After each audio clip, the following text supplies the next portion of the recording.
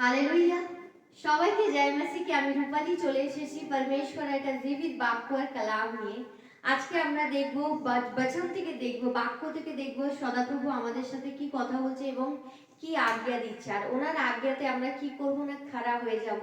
পরমেশ্বরের আজ্ঞাতে আমরা খাড়া হয়ে যাব। পরমেশ্বর যেমন আশীর্বাদ দিয়েছে আমাদেরকে, অনন্ত জীবন পর্যন্ত আশীর্বাদ দিয়ে এসেছেন। এর আগেও আমরা অনন্ত জীবন পর্যন্ত আশীর্বাদকে পাবো। কিন্তু তার আগে বলে নিই, যতজন আজকে এই প্রথমবার আমার ভিডিওটিকে দেখছেন, যারা যারা परमेश्वर यहोवा के प्रभु यीशु मसीह नाम থেকে প্রেম করেন, তারা এই বচনটাকে প্লিজ সবার কাছে শেয়ার করবেন আর এই চ্যানেলটিকে সাবস্ক্রাইব করে আমার পাশে থাকবেন এবং বেল আইকনটাকে ক্লিক করে দেবেন, যাতে যখনই আমি নতুন কোনো ভিডিও শেয়ার করব আপনার কাছে নোটিফিকেশন চলে যাবে यीशु नासरी नाम থেকে। हालेलुया।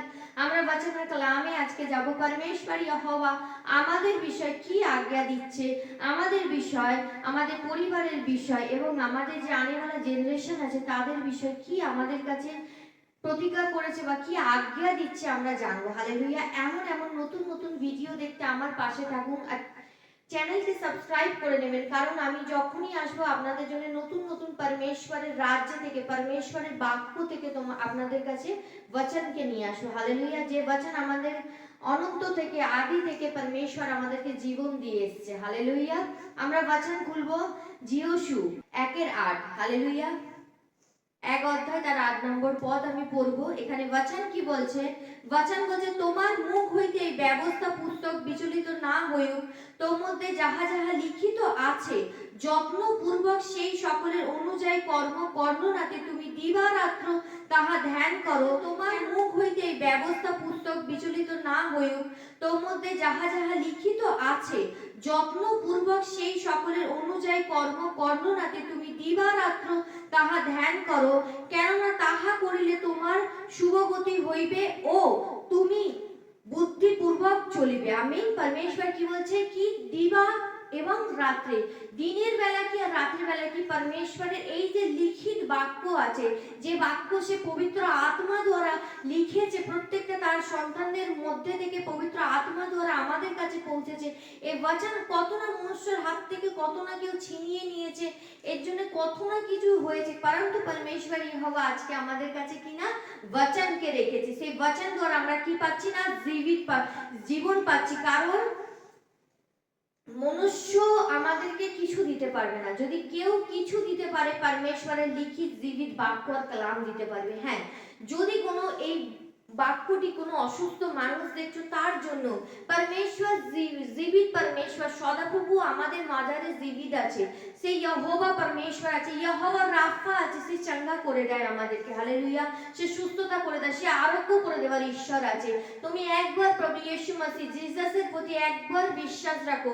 परमेश्वर আমি বিশ্বাস করি परमेश्वर তোমাকে কেন, তোমার পুরো পরিবারকে প্রভু ইয়েশু নাম থেকে উদ্ধারকে করবে। হালেলুয়া। তো বচন কি বলছে এখানে?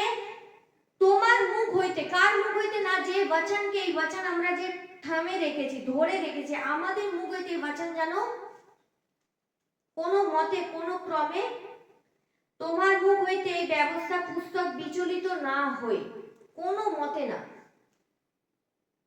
কোনো মতেই না যে এই বচন আমাদের মুখ থেকে কোনো ক্রমে সরে যাক। হালেলুয়া। অনেকেই আমরা প্রভুতে আসি, অনেক যখন পরীক্ষা আসে আমরা কি করি না, পালিয়ে যাই।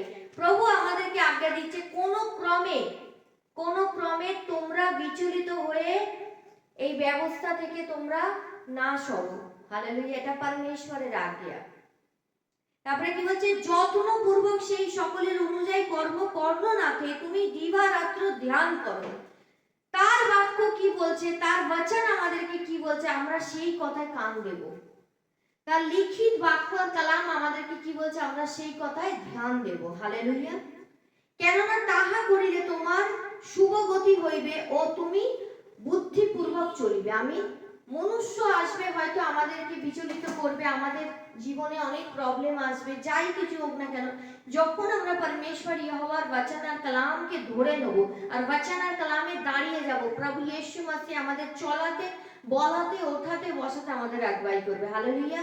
তো আমি প্রার্থনা করি প্রভু ইয়েশু মসিহর নাম থেকে, যতজন আজকে রোগী দেখছো বা যতজন আজকে যাহা কিছু সমস্যা আছে, বাড়িতে সমস্যা আছে, যেখানে যাহা কিছু সমস্যা আছে, परमेश्वरेর বাক্য আর কালাম বলে কি প্রভু যিশুরই প্রভু যিশুর কোরা খাওয়াতে, মানে প্রভু যিশুকে যে মেরেছে, তাকে যে গেড়ে দিয়েছে, মানে কি মাটির মধ্যে গেড়ে দিয়েছে, সে যে তিসরে দিবসে মৃত থেকে জীবিত হয়েছে, তার জীবিত ওঠাতে আজকে আমরা বেঁচে আছি। হালেলুয়া।